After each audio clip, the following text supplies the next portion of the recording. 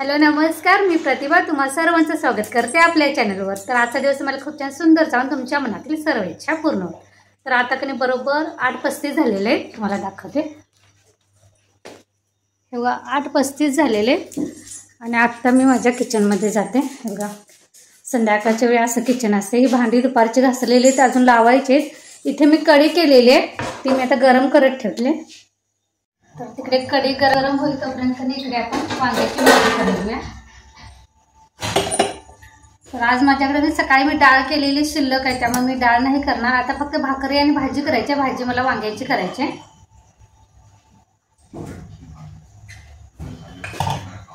रोज कधी 7 वाजता जेवणाला घालते, पण आज थोडासा वेळ झाला कारण आज तब्येत पण माझी बरी नाही आहे, त्यामुळे झोपलेली। आता म्हटलं उठून कधी जे रोजची कामं असतात पोटाचं का असेल आपल्याला करायला पाहिजेच, त्यामुळे मी सकाळीच डाळ थोडी जास्त करून ठेवली होती।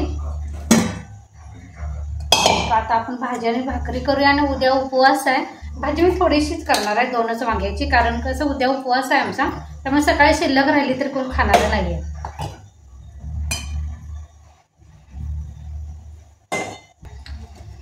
वांग्याची भाजी आपण साध्या सोप्या पद्धतीनेच करणार आहे। त्यासाठी मी कधी तेल टाकतोपर्यंत साहित्य काढून घेते। तुला आवाज जरा कमी कर। थोडीशी मोहरी घालूया।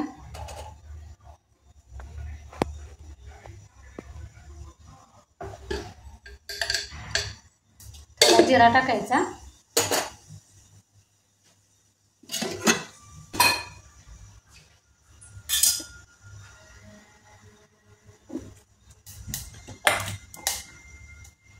इकडे कढी आपली कणी उकळी आलेली आहे, काढून घेते आणि त्या बाजूला डाळ गरम करून घेते। आता पाऊस असल्यामुळे खराब होत नाही, पण कधी एकदा गरम केले की जेवायला पण बसायला, भाकरी झाल्या जेवायला बसायला बरं पडतं गरम। इथे कांदा टाकायचा। कांदा तांबूस कलर येईपर्यंत कधी भाजून घ्यायचा। हे आमचं घरगुती लाल तिखट असते कोल्हापूरचं, जे आम्ही एकदमच त्याने बनवून ठेवतो। ते तुमच्याकडे कुठलं घरचं तिखट असेल का नाही, लाल तिखट मसाला तो घातला तरी चालतो। तर इथे मी घरगुती आमचं लाल तिखट घेतलेलं आहे। तुमच्या अंदाजानुसार कमी जास्त कमी तिखटाचं प्रमाण करू शकता। त्यानंतर थोडीशी हळद, लाल तिखट, हे मी वांग्याचे कणी एका वांग्याचे असे 2 पीस केले आणि त्यानंतर असे उभे 3-4 काप करून घ्यायचे, असे करायचे। तर हे टाकायचं। ते 2 मिनिट कधी वांग्याचं काप आपल्याला तेलामध्ये परतून घ्यायचं, म्हणजे वांग्याचं जो उघडटपणा असतो की नाही तो निघून जातो।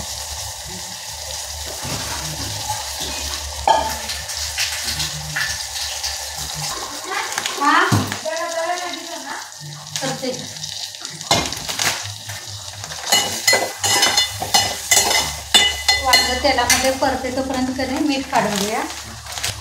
मीठ संपलेलं आहे।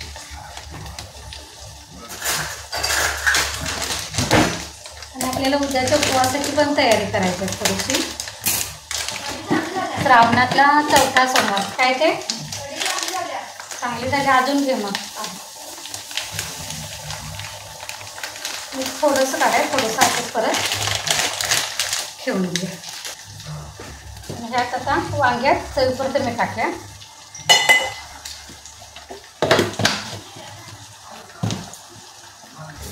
हा भाजलेला शेंगदाण्याचा कधी कूट करून ठेवलेला आहे, तर थोडासा टाकायचा। हा एकदम करून ठेवला कधी की भाजीला आपल्याला जेव्हा लागते अचानक तेव्हा असं घेऊ शकता पटकन। आणि हे सगळं असं तेलामध्ये मिक्स करून घ्यायचं।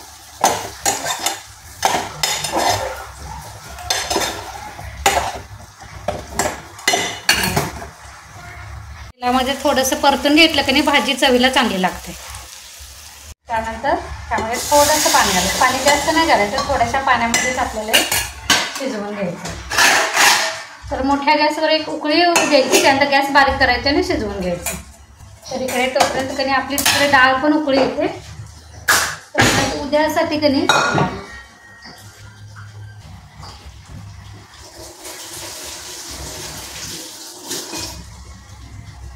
बटाटा उकडून घेऊया। त्याचा नीलचा उपवास नाही आहे, त्याला त्याच बटाट्याचं कणी 2 पराठे केले तर चालते, एकदा उकडून ठेवलं की। आणि उरलेले बटाटे मला खिचडीमध्ये घालायला पण बरं पडेल। त्यामुळे कधी सकाळी लवकर उकडून ते गार करून करण्यापेक्षा मी आत्ताच कधी ते उकडून ठेवते. उकडून असं काढून कधी साल काढायचं नाही, असंच उकडलेलं छोट्याशा कटोऱ्यामध्ये काढायचं आणि कुकरमध्ये ठेवून द्यायचं. एवढा बटाटा किडलेला आहे.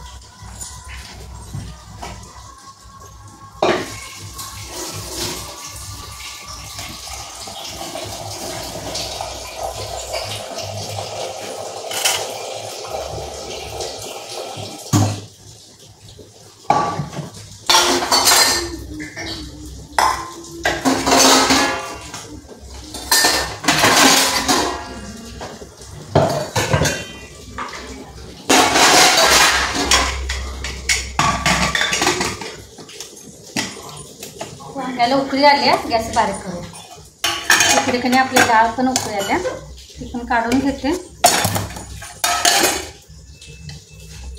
तिकडे वांग्याची भाजी ठेवूया आणि ह्या बाजूला कुकर. जाऊन बस जा, बाहेर बाहेर बस जा, अजून भाकरी व्हायची, जा जा बाहेर. कुकर होईल तोपर्यंत त्यांनी ही भांडी लावून दुपारी घासलेली. इकडे किचनमध्ये यायलाच नाही, झोपून दिलं का नाही, मग अशी उठले. तर पाऊस आता 2 दिवस इतका पाऊस होता, म्हणजे 8 दिवस भरपूर असं ऊन होतं. म्हणजे गरमी, उन्हाळ्यात कशी गरमी होते तसं गरम होत होतं. आणि अचानक एकदम मोठा पाऊस पडायला चालू झाला. त्यामुळे काही व्हायरल इन्फेक्शन, सगळ्यांना सर्दी, कणकण, ताप असायचं. तर हे मला आता भाकरीसाठी पाहिजे, बाजूलाच काढून ठेवते.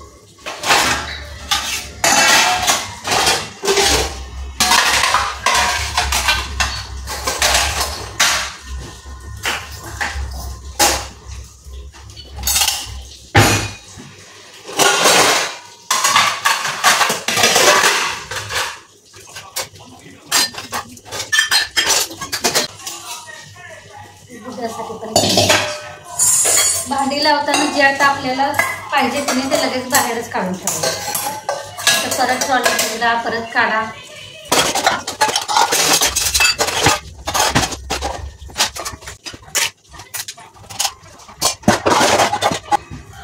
भांडं मला लागणार आहे, नंतर मी की उद्या उपवासासाठी काय वांग की नाही पटकन शिजते. एवढं मी तुम्हाला दाखव.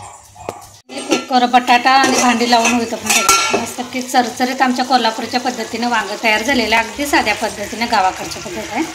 तुम्ही एकदा नक्की अशा पद्धतीने की ट्राय करून बघा. असं चरचरीत जेवण आवडते की त्यांना आमच्या कोल्हापूरच्या पद्धतीने, ही गावाकडची पद्धत आहे. अशा पद्धतीने नक्की एकदा वांगं करून बघा. जास्त मसाला नाही, काही नाही, फक्त आता लाल तिखट फक्त घातलेलं आहे, कांदा आणि वांगं, हळद, मीठ इतकंच घातलेलं आहे. तरी पण आणि शेंगदाण्याचं कूट, तरी पण इतकी अशी चरचरीत भाजी झालेली आहे. आणि ह्याच्यासोबत भाकरी की खूप छान लागते. तर आता आपल्या कुकरला शिट्या पण होतील, कारण हा नॉनस्टिकचा कुकर आहे, पटकन होतं. त्यानंतर मी भाकरी पण करून दिल्या. भाजी आलेली आहे, भोपळ्याची भाजी. असं मोठं मोठं भोपळे असतात की नाही, आपण संक्रांतीला घाऱ्या वगैरे करतात बघा, त्याची ही पानं, ही कोवळी की नाही आता ही सीझनलाच असतात पावसाळ्यात. तर ह्याची भाजी छान लागते. पालेभाजी होते ह्याची, ह्या पानांची. त्यात कोवळी असतात, त्याची केसराची काढायची, तर ह्याची भाजी की नाही खूप छान होते ह्या भाजीची. तर ही आता मी की नाही उद्या संध्याकाळी करते. ही अशीच मला फ्रीजमध्ये की नाही ठेवून देते. भाजी झाल्या तोपर्यंत त्या बाजूला मी दूध गरम करत होते.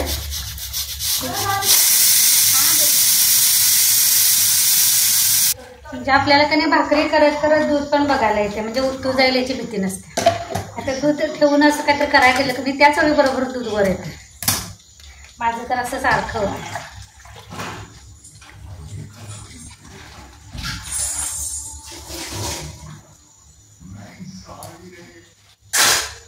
पिलू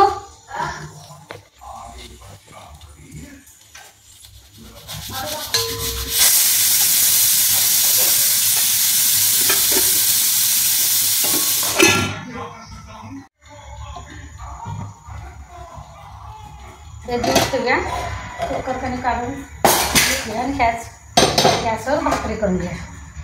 म्हणजे की नाही आपली कामं पटापट एकदा आलं की नाही, अशी एकसारखी कामं केली की नाही की आवडतं, किती पण भले वेळ होते.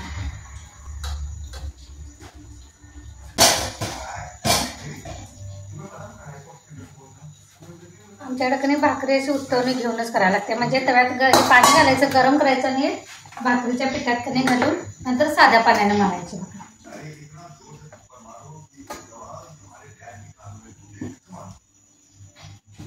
हे असं ठेवायचं म्हणजे कधी घ्यायला बरं पडते आपल्याला.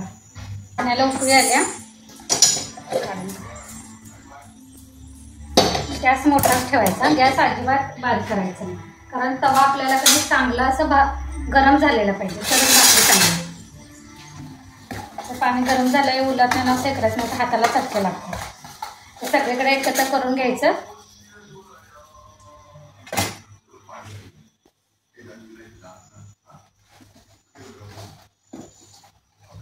त्यानंतर साध्या पाण्यानं मळायचं. पाणी एकदम घालायचं नाही, थोडं थोडंसं घालत का नाही जसं आपल्याला गरज लागेल तसं मळून घ्यायचं. ते एकदम मळायला नाही जमलं की नाही तर असं ठेवायचं नाही, एक एक घ्यायचं का नाही मळून घ्यायचं. मला दिसतंय काय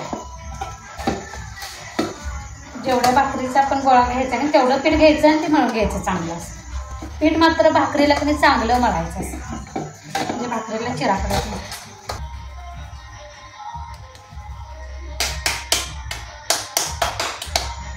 जितक्या आकाराची भाकरी तुम्हाला येते की नाही तेवढ्या आकाराचा असं गोळा करून घ्यायचा. थोडंसं खाली पीठ भरभरायचं आणि थापायची भाकरी. आमच्या कोल्हापूरला थोडी अशी मोठ्या साईजची भाकरी असं पण चपाती असतात, साईज पण अशी मोठी असते. त्यामुळे मला पण हाताला तशी सवय झाली.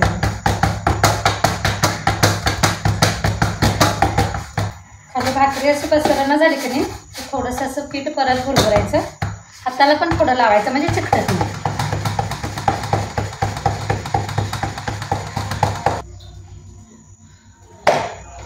पिठाची बाजू कधी वर येईल अशा पद्धतीने टाकायचं. एक 2-3 मिनिटांना कधी वरच्या बाजूला पाणी लावून घ्यायचं.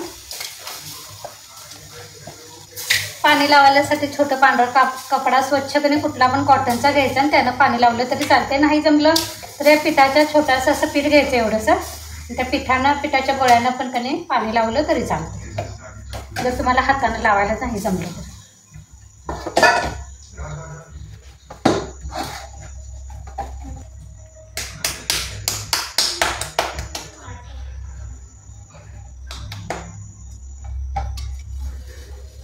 साईडनं अशा कडा सगळ्या सोडून घ्यायच्या.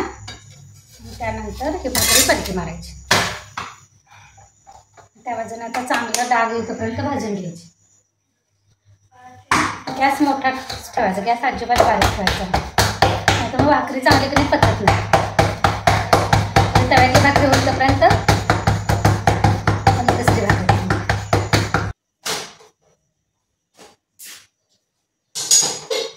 भाकरी अशी या बाजूनं भाजलेली आहे.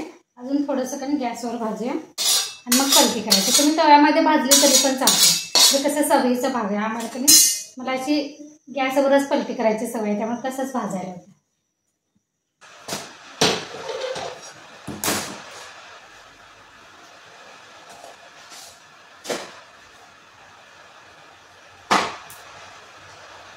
आपलं कधी भाकरी येतोपर्यंत दूध पण बरोबर आलं. आपला कुकर पण कधी गार झालेला आहे. बटाटे शिजले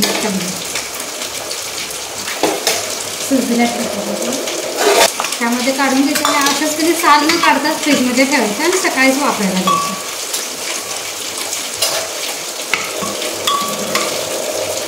पाऊस चालू झाला आला की एवढ्या मोठ्याने येतोय की नाही तुम्हाला आवाज येत असेल.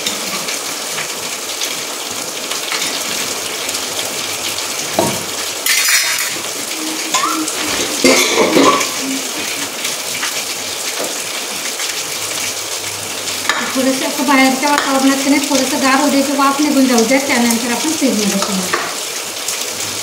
तर माझं संध्याकाळचं जवळजवळ काम झालेलं आहे. अजून शेवटचं म्हणजे उद्याच्या तयारी करायची आहे. यासाठी मी शाबू पण 1-2 वेळा पाण्यानं धुवून घेते.